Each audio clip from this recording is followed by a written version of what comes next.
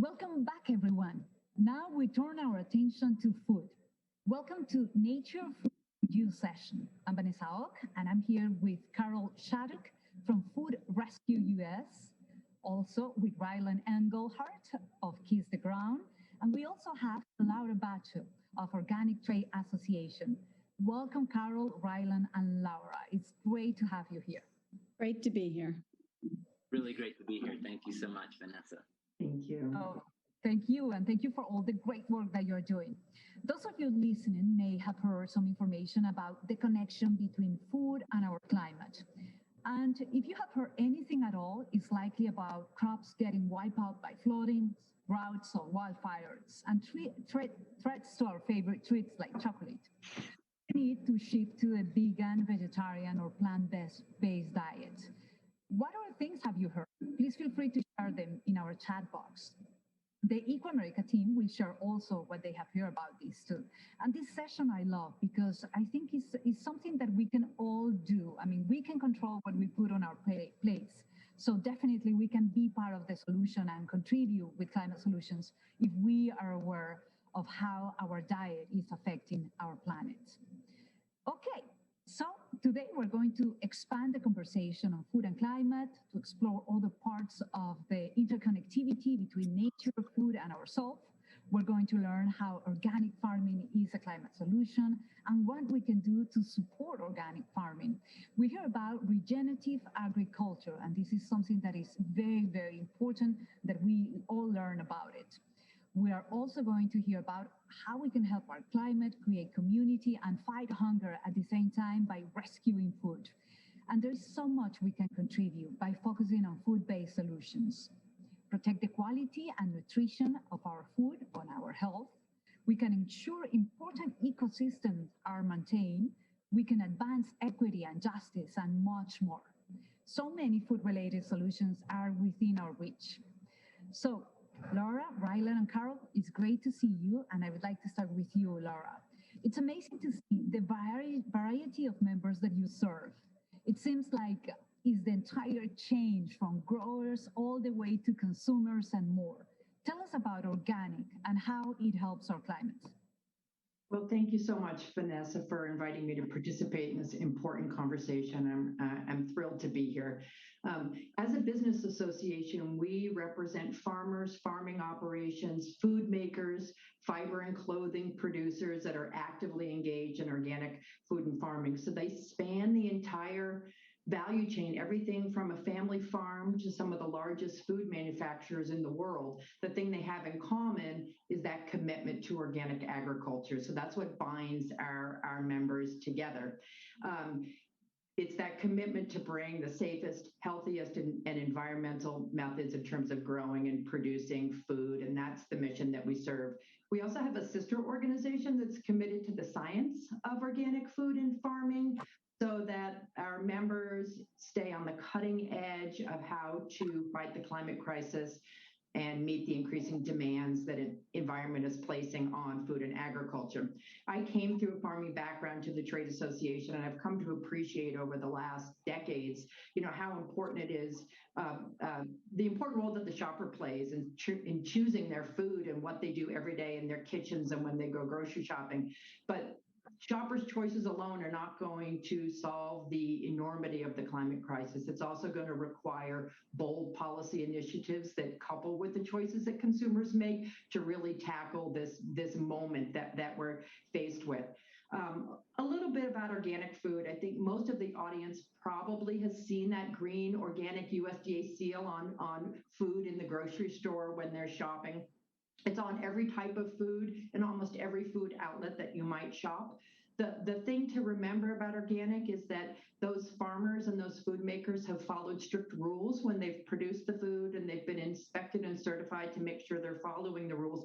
Most people think first of the prohibition on toxic chemicals and food additives in organic, but the rules also include farming methods that build soil and fight climate change. And I think that's some of the important part of the conversation that we're here to talk about today. The food production system contributes almost 30% of human-caused greenhouse gases and emissions in terms of the climate crisis. So what we choose to do and how we eat and how we farm really does matter.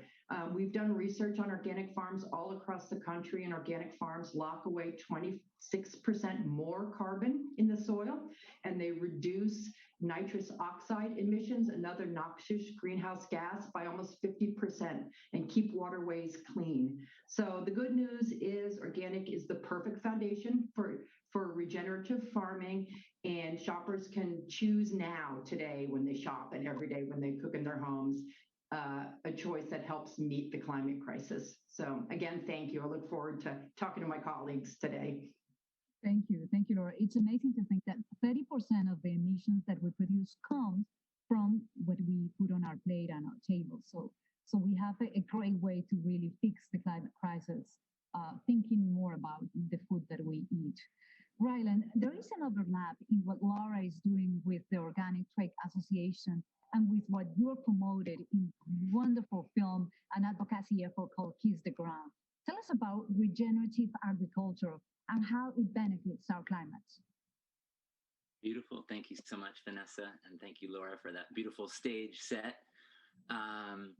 Yeah, so really, again, I didn't come to this with a farming background or even a science background. I came into it as a restaurateur of 15 years serving organic plant-based food in California, and really had a life-changing moment where for the first time in my life, I saw a real viable solution for how we could reduce, reverse, balance our climate crisis.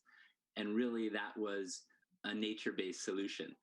What that realization was, we all have kind of known that planting trees, sequester carbon or hold carbon.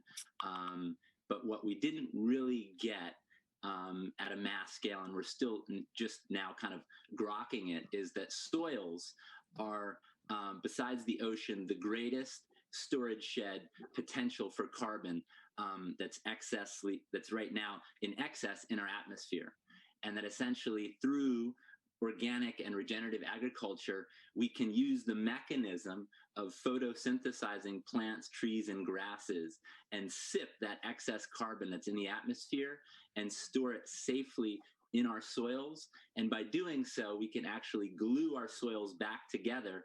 We can create more nutrient-dense food that can be more abundant for all. And by doing that, everyone who eats can actually participate in this climate crisis.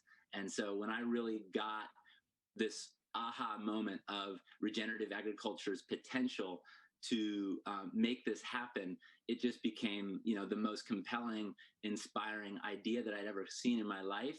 And I've devoted my life over the last 8 years to being an activist and an enthusiast around regenerative agriculture. And as you said, we started a nonprofit about 8 years ago called Kiss the Ground, and we're an education and advocacy nonprofit that focuses on creating compelling media, training advocates in the regenerative movement, as well as working in policy.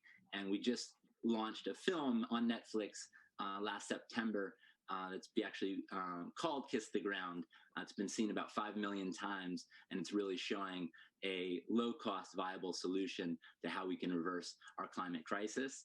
And just to put a little number on it, Time Magazine did an extraordinary review on the nature-based solution of how we could halt climate change through soil and trees, and that basically the cost was about $300 billion to halt climate change through these nature-based solutions, including reforestry and regenerative agriculture and organic agriculture. So it's quite a compelling, inspiring moment for us to get this and really action-orient agenda, policy, consumer demand in this direction, and young people to get inspired about how they can build businesses supporting a regenerative and organic infrastructure and systems of supply. So thrilled to be here, and thank you so much for this opportunity. Thank you, Ryland. And I love the film. I want to invite everybody here at our summit to see it because it's really inspiring. And it's wonderful to see how nature is the best technology, the best ally that we have in our hands, next to us, fighting to really regain balance of our planet. So congratulations on that, Ryland. Yeah, Okay. one of the things we like to say is that nature has 500 million years of research and development. It's a perfect technology for sequestering carbon. We don't need to reinvent that. We just need to support that. Of course, definitely. It's just so powerful, our mother nature, how it provides us with everything that we really need to live in harmony with her.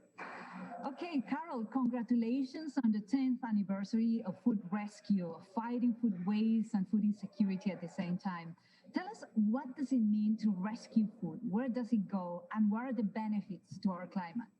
Absolutely. Thanks, Vanessa.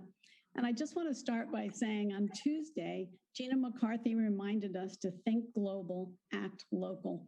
And that's really speaks directly to the work of Food Rescue US. We're mindful that food waste is a serious crisis in America, and we waste between 30 and 40% of our food from farm to table. And the trouble is, it's both incredibly inefficient, but when the waste ends up in landfills, which it often does, it creates methane gas. And methane gas is one of the most harmful greenhouse gases contributing to global warming. So I just want to mention two things. Project Drawdown, the premier research organization, in 2020 called reducing food waste one of the most pressing solutions in a long list aimed at keeping global warming to under 2 degrees Celsius. And ReFed, the national think tank, addresses the role that food waste plays in climate change, but says it's a solvable problem. And we agree with that. And the good news is that individuals and communities can do something about it. And I think we're going to hear a little bit later from Dana Gunders, who's the ED of ReFed. So how do we do our work? We're a grassroots organization that mobilizes community volunteers to rescue healthy, fresh, surplus food. This is before it ends up in landfills, and they deliver it directly to social service agencies that feed the food insecure. In other words, we turn a really bad thing, food waste, denigrating our environment, into a very good outcome, feeding some of the 40 to 50 million food insecure people, many of them children, in our country. So the important point for this discussion today is that individuals and communities come together to do this work. We connect food donors, volunteer food rescuers, and agencies feeding the food insecure through our third generation of our software.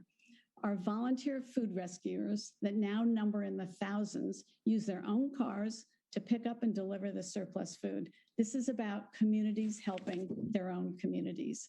So I just want to use an example. In March of 21, as an example, our volunteers rescued almost 5 million pounds of food waste.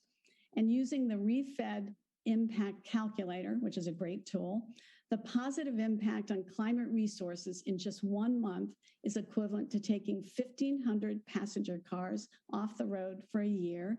We also saved enough water to fill 680 Olympic-sized swimming pools, apparently, and most importantly, or equally importantly, we delivered almost 4 million meals to agencies feeding the food insecure, and this is just in 1 month.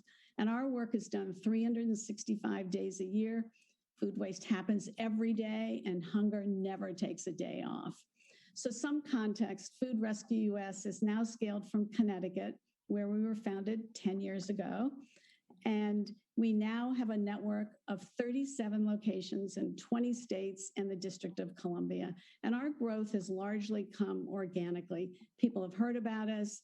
Organizations have heard about us. They reach out and they say, how can we get involved? How can we start a location on our site? So we're very happy to work with them, but we're also proactively launching new sites in really high need locations now. And our goal, quite frankly, is to be in all 50 states in the next few years. So I just want to say our solution is practical, and it's actually not all that complicated to accomplish, but it's a great solution for individuals and communities to come together to make a big difference around climate change. That's amazing, Carol. I mean, it's so inspiring to see that it's a win-win situation, of course, but also that you can have such a great impact, you know, on our climate. It's unbelievable to think that almost 40% of the food that we buy and that is produced ends up in the garbage. I mean, it's just so outrageous that statistic. Thank you so much for the amazing work that you do, and definitely should be in all 50 states. Okay, so the next question is for Laura, and I wanted to ask you, how can people make organic food accessible and affordable? And actually, we have a question from the audience that basically saying the same. No, yesterday, one of the panelists made a point about how fortunate she was to be able to choose her diet and how eating organically and sustainable is a privilege. So, how do we move it from a luxury to something that is available for everybody? Yeah, I appreciate that question so much because I think, Carol, your good work really highlights the crisis of food insecurity, and we can't solve the climate crisis without solving food insecurity and supporting, our communities.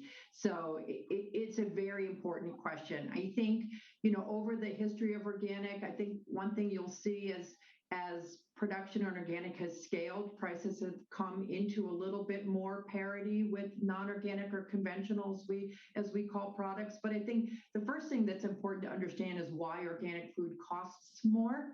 So one of the things, for last night, I listened to President Biden speak to Congress, and it was the first time I think anybody ever heard the president say cover cropping and talk about agriculture in the way that he did in that speech and incentivizing it. So food production in this country, the government has a hand on the scales there, and it's highly incentivized. So it's really a matter of what you choose to pay for with those incentives. Cover crops are crops that you put in the ground that are not primarily for food consumption or animal feed, but they're there to cover the soil, sequester carbon in the soil in between crops. So incentivizing things like that helps farmers choose organic production in a way that makes it more economical for them, because the fact of the matter is it's harder to do. It's a more manual process, and there are costs built in because you're rotating crops, you're cover cropping, you're not putting a crop in to maximize the production and draw out the nutrients from the soil in a way that degrades the climate. So it is more expensive to produce. But I think there's a lot of things that shoppers can think about. There's a range of outlets, everything from your Costco to your farmer's market, where you can always keep an eye out for a good bargain. But I think the biggest recommendation I would have is to cook. It's always more affordable to cook your meals. So learn some good basic kitchen skills, have a pantry that's got some basics in it, and learn your go-to meals for the week so you can get through that Monday through Friday with organic ingredients. You can make spaghetti, you can make tacos, you can make enchiladas. And if you're cooking from home, you're automatically reducing your food dollars. So I think that's an important piece of the puzzle. The whole value equation on the food system, needs some rebalancing, because we need to be able to pay the workforce better. We saw that through the COVID pandemic and the stress the food workers and agricultural workers have been put under. People need healthy, nutritious food, but we all have to balance our pocketbooks at the same time. So I would say cook, and cook with organic ingredients. Wonderful. Thank you, Laura. You just make me hungry. Okay. So in simple terms, what does regenerative agriculture mean? Is this for me or Laura? For you, Ryland. Okay, wonderful. Thank you. So in simple terms, what does regenerative agriculture mean?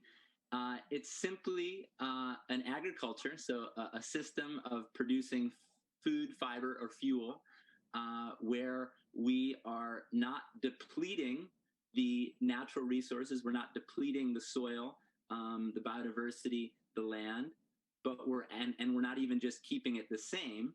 We're actually regenerating the ecosystem that is underlying the food production system. So we're building in more soil organic matter into our soil. We're building more biodiversity, so more species of plants.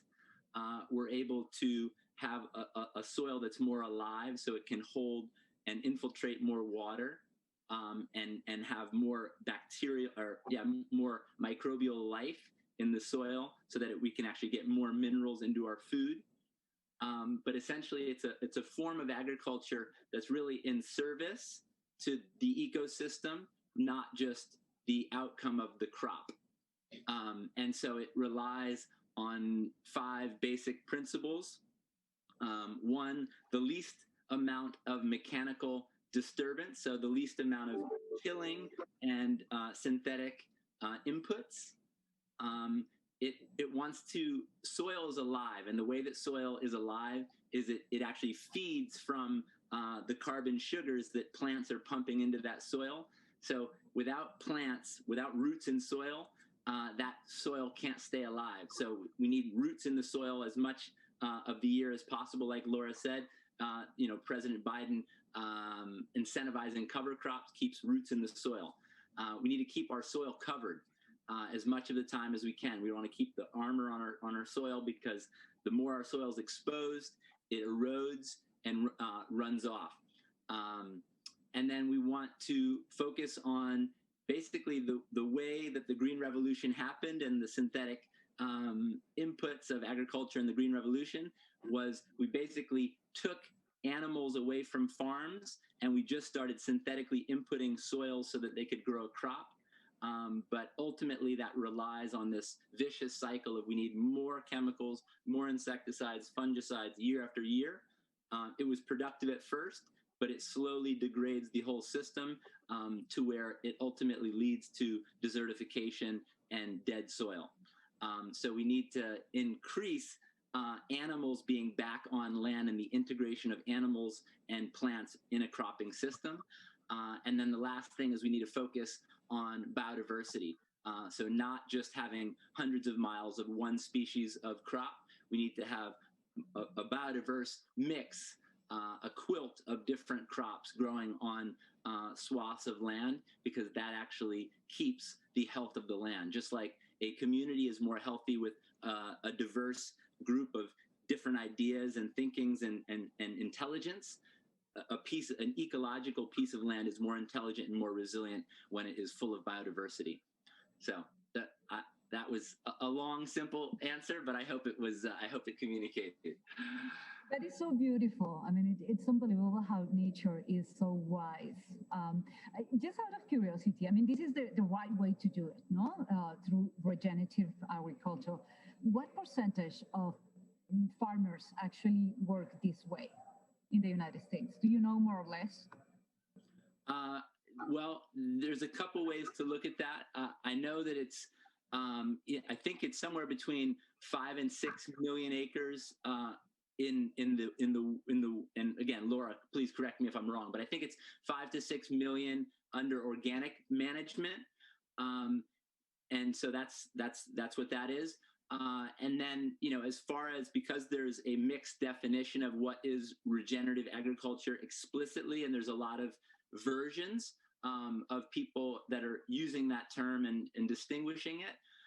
But from kind of my scope and my lens, the Kiss the Ground film focused on a farmer named Gabe Brown out of North Dakota. And when he first started, we started filming him 6 years ago. He was managing just his land, which is between 45 and 5,000 acres. Now his consultancy group called Understanding Ag, based on the popularity of the film and the opportunity of regenerative agriculture, his consultancy is now overseeing and mentoring 22 million acres under management. And that's regenerative grazing as well as cropland. And that's just over the last 5 years in expansion. So it's still a drop in the bucket, but there's a huge potential, and people are seeing the potential. And I really encourage, from an individual consumer all the way to the government, there's a huge blind spot and huge opportunity here that I'm really seeing that we're awakening to at this moment. So I feel hopeful and optimistic. And you make us feel hopeful. Thank you so much, Ryland. Harold, food rescue has expanded rapidly in the last few years. Have you met any difficulties, and how are you moving through them? Interesting question. I actually think because our platform is relatively easy to manage and we provide the software to all of our sites, and that manages the process of food donors connecting with the volunteer food rescuers and the social service agencies, it really works quite seamlessly. So I think for us to launch a new site, really all that we need a site director, someone who's going to say, I'm going to manage this process. And you can start with 1 or 2 food donors. It can be a grocery store, it can be a restaurant, it can be a corporation, it can be a school, it can be a convention center. And then sadly, finding the social service agencies is not the hard part. That's the easy part. And then you need 5 or 10 volunteer rescuers who will say, we will do those rescues on Monday, Wednesday, and Friday. We'll pick up the surplus food and deliver it. And most of our rescues are in less than 30 minutes. So we manage it through our software so that you can sign up in the location where you are and you can see how far away, how long it will take. But it's, staying ahead of growth is always an interesting challenge. But it's so important and there's so much interest and the need is so great that we're just, we're working hard to respond to all the needs. Wonderful. You're doing amazingly. Laura, what are the challenges that you are encountering with organic and what are you doing to overcome them? Well, I just first want to comment, Carol, I'm so impressed by the sort of democratization of technology that you're using in food rescue. And it just like comes to mind, you're sort of the Uber of food rescue. And it's so beautiful. I just commend the work. Thank you so much. It's just fantastic. We've spent a lot of time and a lot of resources on it, but it's paid off big time. Thank you, Laura. That's great. I think as it relates to organic agriculture in terms of challenges, it's one of the fastest growing segments of food and agriculture. But I think there are policy challenges that historically have held back I think farming system from more rapidly choosing organic. And that has to do with just the system of incentives and how patterns of incentives in terms of agricultural practices have been. And organic largely exists outside of the subsidy system related to agriculture. I think the other area, there are 2 other things that come to mind. One is helping shoppers understand what organic means. I know Ryland explained the 5 pillars of regenerative agriculture, but most of us don't come from farms and we don't understand how food is produced. So when we see the word organic, it may or may not automatically tell us something. So we have a real sort of burden in terms of connecting with everyday shoppers and helping people understand what it means, how food is produced, and how their choices matter. So I think that's just an education challenge and a communication challenge in terms of the overall set of choices. And then because, organic is unique in that it's what we call a regulated food system, which means everybody that participates in it is certified and is inspected. And so it does give the shopper a certain level of guarantee. It also can have the impact of slowing innovation to an extent. So we have to, as a community, always be pushing the envelope to do better and aspire to do more for the planet and not just rest on our laurels. So that's one of the big challenges is just remembering we all have to rise to this moment in crisis. Definitely. And I think it's like everything, Laura. When we talk about sustainability, information is the key. That's why these summits are so important because we get to hear from you, the experts or the people that are actually implementing the changes and learn from it. So thank you so much. Ryland, regenerative agriculture is old and is also new. What are the challenges of expanding this and what are you doing to overcome them? Yes. Yeah, I actually wanted to speak to that earlier, and thanks for the invitation of really inviting the understanding that regenerative agriculture is old and new, because sometimes it can be shared as some new revelation versus it's actually a very ancient principle and worldview of really understanding our interconnection with all of life, and that many indigenous place-based cultures around the world that lived in deep relationship with their ecosystem really understood these principles and applied these principles for hundreds, maybe thousands of years. So, I just want to pay tribute and acknowledgement to that. We're reawakening to a possibility that was in practice for millennia, and obviously applying it to a current day context. So yeah, I just want to speak to that. It is an old, ancient worldview that's being applied in a modern day world. And the kind of what was the second part of the question was what are the challenges? Yeah. Yeah, I would say similar to I think there's challenges of the education. It's at this point it's not a regulated term. So what there's a real fear that it can just become something that's completely greenwashed by a corporate interest that wants to hang its hat on an exciting narrative and not actually do the work to really actually have the intended outcomes to be real. So I think that's one of the greatest challenges is that there's a huge momentum, there's a huge drive and interest in regenerative agriculture. Some of the largest corporations in the world, I think Pepsi Cola just came on stating that they're going to put 7 million acres under management and calling it a positive agriculture, regenerative agriculture. And so, yeah, there's hope, but there's also, there's concern that it's not going to be beneficial for farmers, that it will be more beneficial for corporations than people, and for farmers and people that are actually, implementing and doing the work, or, guiding the way that this is actually where we need to go within our food system. And so, and then, I would say that, we're working at a policy level, and there is some excitement. We actually had on the first House Ag Committee of the new administration in the new year, Gabe Brown was featured. The Kiss the Ground trailer was featured, and it was all about how we can use building soil to be a positive mitigation of climate change. So there is some real hope, and I'm still feeling optimistic inside of the challenges that lie ahead. Of course, we must. Okay, so lastly, I would like to ask you what we can do. How can we be part of these food-based climate solutions? Carol?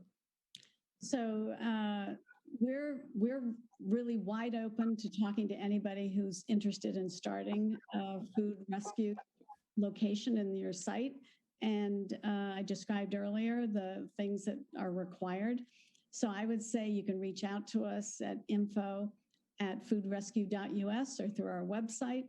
We'd love to talk to you. We hear from people literally every day wanting information, and which is really gratifying because people really seem to understand the role that food waste is playing, and obviously the great need to feed the food insecure. So you too can start a location, whether it's in a rural area, an urban area. You just, as I said, you need a few people, you need a couple of food donors. And again, the social service agencies they're easy to find, sadly. Wonderful. Laura? Well, I think, what I would say to everyone with us today is you can choose organic food wherever you can, and know and trust that choice not only supports your own health and the health of the environment, but also helps keep the workers that grow and produce the food safe as well. So it's a real easy choice to make. The other thing I would say is plant a garden if you have space in a pot or your backyard, and cook a meal with your family. Important. Ryland? Yeah, I'll just build on to what Carol and Laura said, because I agree with what they've shared. We exist, Kiss the Ground exists to really educate and inspire and inform the individual and empower people. So our whole website is designed to give people resources, how to join the regenerative movement. We have a training course called the Soil Advocacy Training. We've trained thousands of people all around the world. So we're building a movement to inform and educate people so that they can mobilize their communities. We've also created resources of where the regenerative farms are across the nation and the world, so you can find a regenerative farm. And yeah, as Laura said, and Carol said, start a garden, compost, and get to know a farmer and make them heroes. Farmers are heroes. The people who are producing our food are heroes. We haven't treated them as such in the past, and there's an opportunity to really change the narrative and support people who are producing food and healing our soil and bringing fertility back into the cycle of nature versus just throwing it in the waste pail. So thank you so much for this opportunity. It's been a joy. And then the last thing is, a real easy lift is go watch the Kiss the Ground film, because it really excites and awakens this potential of the soil and regenerative organic solution of how we can really positively change the future of our planet through our food choices. Definitely. I mean, we have the power to make the changes. And I will absolutely love to keep the discussion going, but unfortunately, it's time for us to wrap up. So, Laura, Carol, and Ryland, it has been a pleasure speaking with you today. And thank you for the amazing work that you. Thank you, Vanessa. Thank you, Vanessa. Thank you, Laura. Thank you, Carol. Really, it's been a pleasure. Appreciate you all. Thank you. Thank you. I have learned quite a bit about the connection between nature, food, people, and our climate, and I hope that you have as well. We have a lot to think about, some practical guidance, and a great opportunity to make an impact on climate through the way that we grow, distribute, consume, and rescue food. This is a call to action for all of us to be part of the solution. Take what you have learned today and implement it immediately. You can buy organic, become soil advocate, or volunteer and support food rescue in your community. I know I will be doing all of the three. I want to thank you for joining me today. I have enjoyed being part of yet another American Climate Leadership Summit. While I was going to be here with you through all day, I must sign off because I have been pulled into some exciting projects, including Story for Meet the Press. And I'm also preparing for a very important town hall. I will see you online and enjoy the rest of the summit. We're going now to move on into our hot topics right after this clip from our sponsors.